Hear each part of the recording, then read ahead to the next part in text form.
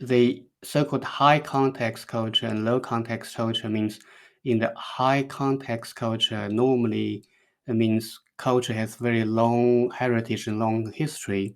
So you have a lot of the shared experience, shared memory, and when people communicate, they refer a lot back to the history and to the ancient literature, um, idioms, so that everybody with very little words, everybody understand what it means because you all grew up through that kind of cultural background and history. While in the low context culture, that's not the case. Is that you have to really be very factual, very detailed to the facts and in relates with regard to information, because people from different background, if you assume they should understand, and then people will end up not understanding. I think that's a difference. Welcome to the Immigrant Experience in America, an immigrant human library, where we amplify and humanize the experiences of immigrants in the United States and around the world. Listen in as we add another story to our immigrant human library. Yeah, it is difficult I am struggling like you when I'm communicating with my family and friends back in China, and sometimes they can be so high context, and for an outside a person, it's just totally it's like a code. So one day, within the kind of on the social media, one of my friends, he posted a photo of him because he calls himself Mr. Ma, means is a horse. He posted a photo of a horse with a little bird sitting on the back of the horse. So I took a look at the photo. I said to Alison, my wife, I said, "Oh, it's a shame. He broke up with his girlfriend. Now he's on his own with a daughter again." And Alison took a look at the photo. Said, "How on earth did you get that?" Yeah, so that is a typical example of high context. So you really have to be in that culture to know what code they are talking about. Right. And it can be exhausting, I think, for me when I was younger and I was immersed in the high context, more communal culture. I could pick up on the codes and how people communicate without really saying what they want. And and today I find myself trying to figure out, like, what are they actually saying? Because we're dancing around the issue, but nobody's really getting to the point. And I find it kind of frustrating for me today as I've gotten older and, all my work life has been in a low context culture, to the point. You say what you mean, but it can be frustrating at times when you realize that people they're saying what they want to say, but not really saying what they want to say. So it can be so confusing. Yeah, absolutely, absolutely. So the danger when it comes to a business and work situation is that it's like you said, one is confusing, another point is frustrating. Because I recently wrote a little post on LinkedIn talking about an experience in our workplace that one of the we have office in Jordan, but then one of the senior member is from the Netherlands, the lady. So one day they need to organize a conference. So the Dutch lady was asking the Jordanian administrator, "Can you organize this conference?" And then she started asking all those detailed, low context questions that, or does the conference hotel have a toilet? Does it have a dining room? What kind of food? So on and so forth. So, and then the Jordanian lady later on told me, said, "I don't understand why she's asking me this. Of course, we will have all this." So, because Jordan is, again, is Arab, is very high context culture. Um, so, yeah, both sides. And then the Dutch lady said, "Why is she not telling me?" And then the Jordanian lady said, "Why is she asking?" So you can see how they end up both confusing and frustrating each other at the same time. And never really getting to the point of information that each need, right? Absolutely, absolutely. Wow, wow. This is important work. I'm so glad that you're doing it. I recognize the need for it, and also Lainey D'Angelo with her book Working with Americans. But you're coming from it from the UK side, from the British perspective, and perhaps um, Yeah. looping that with the Asian culture and so forth. So it would be quite interesting some of your perspective that you would come out with in your line of work with your experience and exposure from a different part of the world. Yes, I totally agree. I so enjoyed listening to the two episodes you had with Lani about cross culture. And I started reading her book, World Wise, and I spoke to her recently. So it's such a privilege to learn from that lady as well. So when you talk about the Asian perspective, um, I give you another example. Like any organizations these days, they like to change, organizational change. Every year or so, every few years, when a new boss comes in, um, they like to review the organization, change the structure, so on and so forth.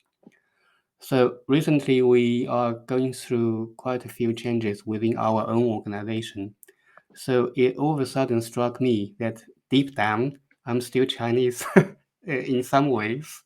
Um, when the change proposal comes through, right, I took a look and my mind straight goes to the place that's very programmatic. So I accept the reality. So no, this is the reality. So how am I going to work with this new proposal, this new future? Well, with my British colleagues, the first thing they do, you know what? They ask why. They ask, what's the logic in this? Why are you doing this? Why are you doing that? And then, yeah, that's a totally different approach when it comes to change. There's another example in the workplace. So yeah, it's eventually they will get there as well to adapt to this new change, but their first instinct is to ask the question why. While from the Asian perspective is really quickly accept the new reality, not asking too much why, and then but find a way to work with it or around it. Right, right. You had mentioned during our pre-chat that your boss noticed just how well you were adapting to some projects, and some of your other colleagues were having difficulties. Can you share a bit about that? Sure, sure.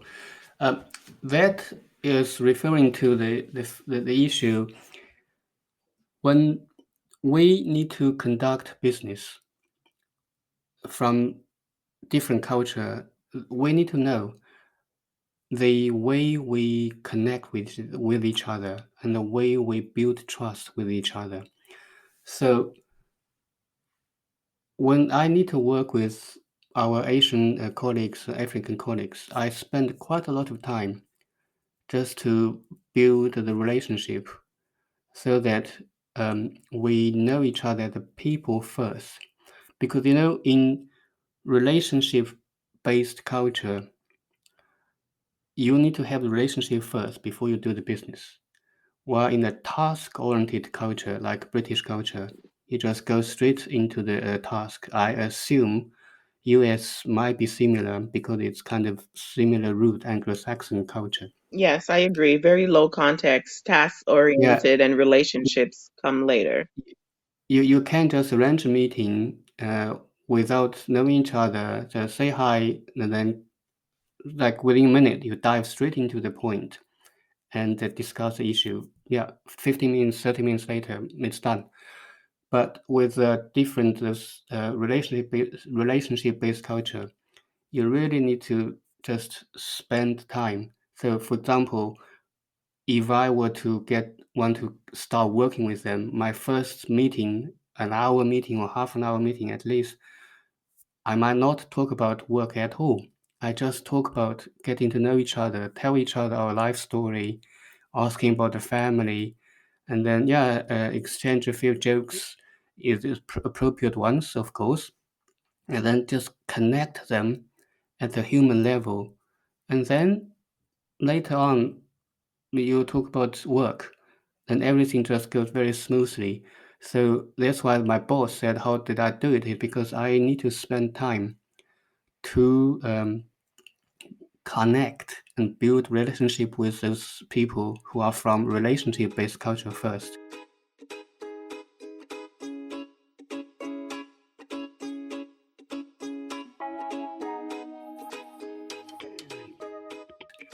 This is at our company level, right?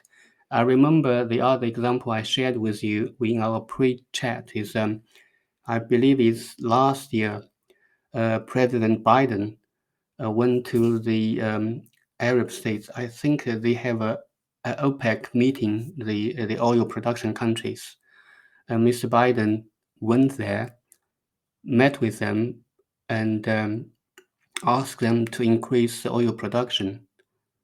So when I saw that piece of news uh, on my feed coming through, and I said to Alice and my wife that, "Oh, look at this." I said, "It's a typical example of the task-oriented culture clashes with the relationship-based culture." The OPEC country leader didn't say anything. They were polite, but they didn't produce oil either, because I thought, well, he didn't spend any time to build relationship with them. He just fly in, tell them we want this. No way this can happen. Mm. Quite insightful. Quite insightful, and I think I'm learning from having this conversation with you, and also the one I had with Lainey as well in my own interaction with people from different parts of the world. This can help us so much on the interpersonal level because it can be quite confusing, I think, for you when you come from a different country and you're in what we call the melting pot or the salad bowl in countries such as the UK, the US, Canada, where there's so many different people from around the world, right? And a whole mixture of low and high context culture. And so you need to be able to know, have a tailored approach depending on who you're dealing with at any given moment. And not being able to do that can cause quite a bit amount of stress and not being able to build rapport just on basic social levels, you know? Yes, definitely. I totally agree. I think you said that it's about tailored approach. You really nailed it. It's I often think of it as the using the analogy of driving. You see, in the US, you drive on the right side of the road, and in the UK and some former British colonies, you drive on the left side of the road. So it's all about you need to know where you are and which side of the road you're supposed to drive on. Otherwise, you either get yourself run over or you cause a crash and hurt others. Definitely. I wonder, Leo, if you can then talk a bit about your experience as a person from an Asian country, from China more specifically, adjusting to life in the UK, a low context culture, and how did you navigate 22 years and being married to someone from that part of the world? Um, I think the answer is just learn to drop the high context assumption to really make it clear um, in all the communications, including my wife, literally, and also not when people asking you questions, they simply just want to ask for the facts. They want to clarify. But then sometimes for high context culture people, they can feel quite frustrated or offended, thinking you should know this, you should know that. But I would really um, recommend to any listeners from high context culture, don't take offense when you work with people in low context culture. It's just they really need that facts to make decision. That's the way they think. So give them the facts it's also an exercise for you as well to learn to express yourself more clearly, more logically, because yeah, I think it's just the way it is. So if you want, now you are living in a low context culture, I just accept the reality. I just need to learn to learn the how do you call it? Like I said, uh, literally learn to drive on the correct side of the road. Yes, yes, it is a way of communicating, almost like a different language, like literally, because I struggled for years myself trying to just be to the point and very succinct in my communication because I like to, it's almost like, I go around the mountain before I actually get to the point of what I want to say, and I've had to really work at it. Just being very straight and to the point and just, trying to get what you need to just move on to the next decision. Yes, yeah. You definitely said that. You definitely said that because recently we had a meeting with our Nigerian team. So the UK side is asking, say, um, you had a meeting with a lawyer in Lagos. Can you tell us what can you give us the lady in the UK used the word, can you give us a summary of what happened? And then that gentleman in Nigeria started by describing almost like step by step the meeting with the lawyer. And then a few minutes into his description, the lady in the UK said, "Can I just stop you there? You just tell me what is the decision. I don't want to hear the whole story." So I mean, it appears to be rude, but actually, um, that is the way the different way people wants to understand the situation, and people want to ask the information. Right, right, right. And I guess because the low context cultures are more towards output and production. And so if you think about it, like taking an hour to just get to the point, that's a lot of waste of time, right? For Yes, yes, to get to the result that you want. So it's like take 2 minutes and just tell me the information that I need so we can get closer to the output that we need, right? Oh, I get it. I get yes. it. It is. It is indeed, and also the way high context communication communicates is like you say, it's very in a storytelling narrative way. It's not bullet points. You really need to pick out when they are telling the story. You really need to follow it very closely to pick out the key points of that story. Yes, yes. I wonder if you can talk about, from your perspective, being an Asian person navigating a low context culture, were there any specific challenges that came about for you over the years, Liu, that you can speak to that others might find, get some benefit from hearing how you navigated it, any challenges that you may have had? I think if I were to share my experience as a Chinese or as a immigrant to the UK, I think it's not just the low context and high context. That's a very important part. I think one thing I really learned, and also going through this 22 years of journey, is what when you move to a new country, like you said, in high context culture, you have a history, you have a background, people know who you are. When you move to a new country, particularly in a low context country, you just need to really adjust your expectation. I did through a very painful way. Like I came to the UK, all of a sudden I'm working in the post room. It's a huge knock on your identity. But then I learned, and I want to share this with our listeners today, is I figured out actually what it is. What we have, job or whatever we had back in our home country, that is what we are. But when we move to the country, what we are taking with us is who we are. So we might have left what we are back at home, then just leave it. It's like the luggage you can't take with you, just leave it. But then when you come to this new country, who you are will allow you to build a new life, to build up a new package of what you are. I think I would really say I focused on the new package to build a new package, build up a new identity for myself based on who I am.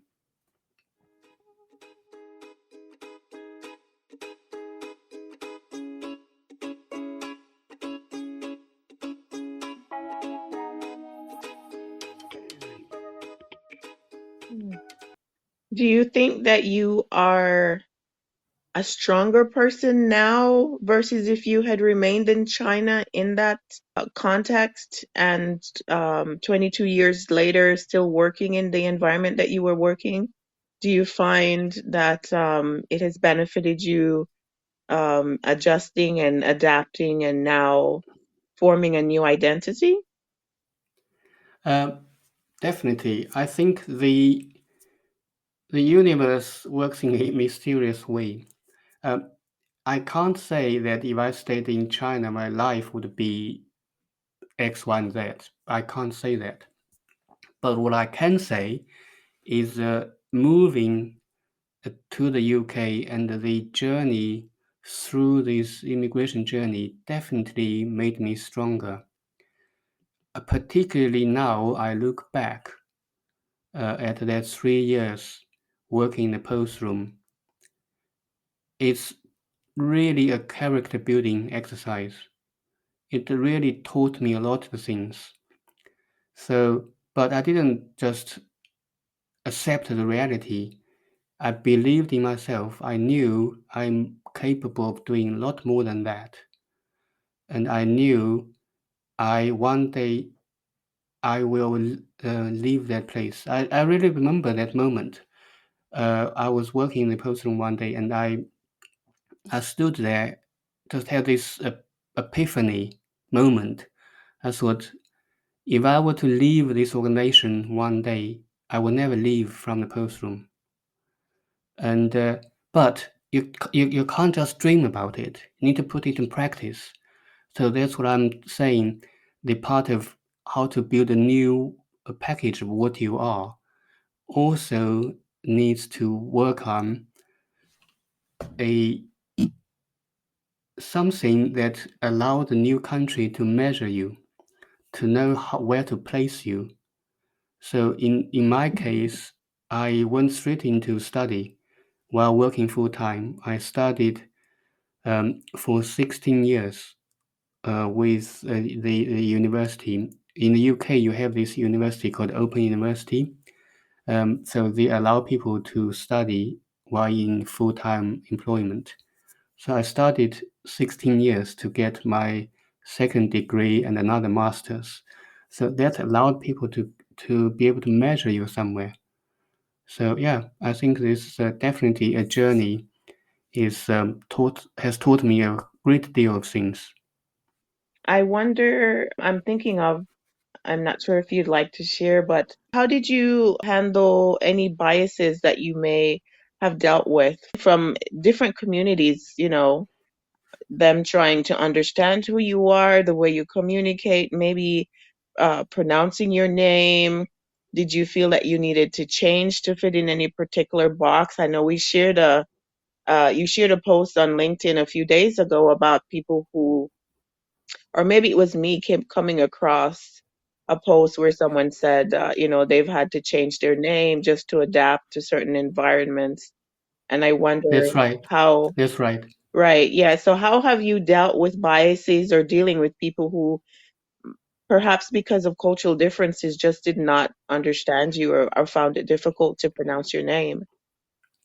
Um, I think I did when I first arrived. I did think about it to adapt a English name, which is in a way quite common for many of the Chinese or Asian immigrants.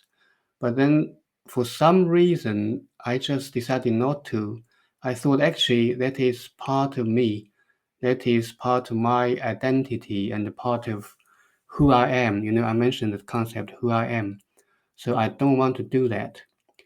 And but also vice versa, I gave my wife the choice of whether or not to change her maiden name to my family name. Because in China, when you get married, women don't change their name; they just keep their own names as it is. So back to my point is, it is true. It is can be really frustrating that people can't pronounce your name. You just have to really be patient, if you like, just to teach them, and also don't let those small things get to you too much. Focus on the big picture, what you are here for, why you are here, and what you want to get out of it. So, yeah, because by and large, people are okay. I think I do have a few incidents, actually, people were very rude to me. But that's other thing I learned myself is how I conduct myself, is how you conduct yourself and how you present yourself and how you project yourself in public really determines how others will treat you as immigrant. So starting expanding a little bit from that is what I meant by that is um, when you come to this country, you had quite a rough journey one way or another, the visa, the process, and so forth. And then you start up, yeah, you most likely, like myself, start from the bottom, but don't see yourself as a victim. So if you see yourself as a victim, you're more likely to be treated as victim as such and for a long time. And just see this as an adventure, a beginning adventure. How I did it, say how it's like climbing a mountain. So I start at the bottom, how I can climb up to the top. So focus on that. So everything else doesn't matter. So really, they even if they call your name, it doesn't really matter. I think that's not what I'm focusing on for my case. Unfortunately, I live in an area actually there are not many racial discriminations around it, around Chinese. But I did met people a few times saying to me, "Oh, did you come to the country at the back of the lorry?" Meaning like illegal immigrants. So Oh, I didn't get grumpy with them or upset. I just said, "Well, I came to this country just like how everybody else traveled by flight." So sometimes you need to just hold your cool. Yeah, yes, yes, that's right. That's right. Because my husband liked to say, you can't bat after every ball that people throw at you. You'll be exhausted all day. And that's so I right. guess you have to choose your battles. And sometimes some of those things are just not worth addressing. So that's very true what you're saying. Save your energy. Yeah, yeah.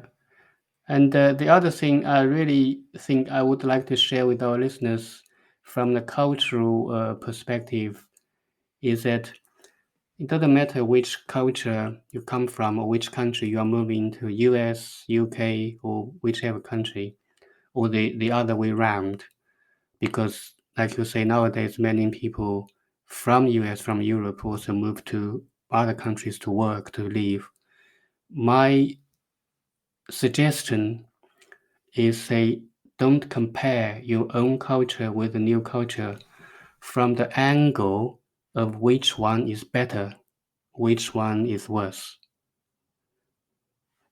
Because they are different. There's no comparison. They are just different.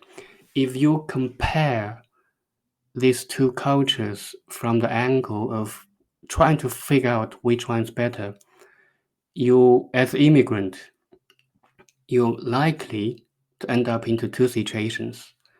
you either end up resent or to the degree despise the new country you moved into because you just miss your own culture so much. You think your own culture is so good. Or you want to try to fit in and you end up saying, oh, my own culture is just so inferior. This new culture is superb. Then you end up lose who you are. You lose your root. You end up becoming the, how do you call that? You lose your root. You lose your identity. Either way, it will mess up your identity big time. So that's my suggestion. Don't compare the two cultures. Try to figure out which one's better than the other one. They're different. There's no comparison. Very well said, Liu. So I wonder if you'd like to go ahead and share with our listeners, about your new coaching practice, what services you provide, and how might they connect with you, social media or otherwise. Sure. You can reach me through my website. It's liuliucoaching.com. I suppose it will be shared at the end of the program. You can also find me on LinkedIn. Just type in LIU, and you'll find me. So although my coaching program is focused on this, how to help managers to manage their projects, but for my fellow immigrants friends, so if you really want to connect with me, to talk with me, if you think whatever I said today has some value, or if you are struggling one way or another, I'll be more than happy to work with you. So don't be put off by the website always, oh, I'm not manager, so therefore he won't talk with me. That's not the case. So now I'm on this show. That's my business for sure, but I'll be more than happy to work with you should you struggle in any way. Very good, Lulu. I think you have quite a bit of value to share through the work that you're doing. And yes, I am very happy that you reached out and that we connected, and I look forward to collaborating with you in the near future. Thank you. Yeah, it's been a pleasure to share my experience with you, to get to know you. It's amazing. I think being an immigrant, it's not easy, but it's also an exciting journey. It is. And I've grown, I've been stretched. My perspective has been widened. And I'm so much more of a better person, more thoughtful, and I feel more well-rounded after having been exposed to so many people. My life is just more colorful and more joyful. Yes, totally. It really enriches your life. Yes, absolutely. So we encourage those who might be considering travel.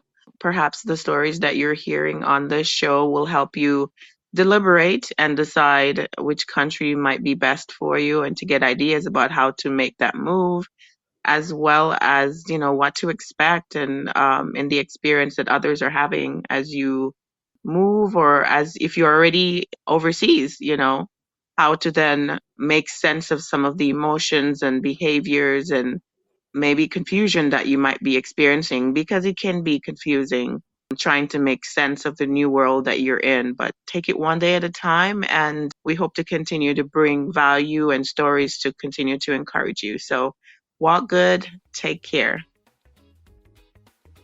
We thank our listeners around the world, and we appreciate your continued support as we build our human library. Please remember to give us a 5-star review, subscribe, and share with your friends, family, and circle of influence.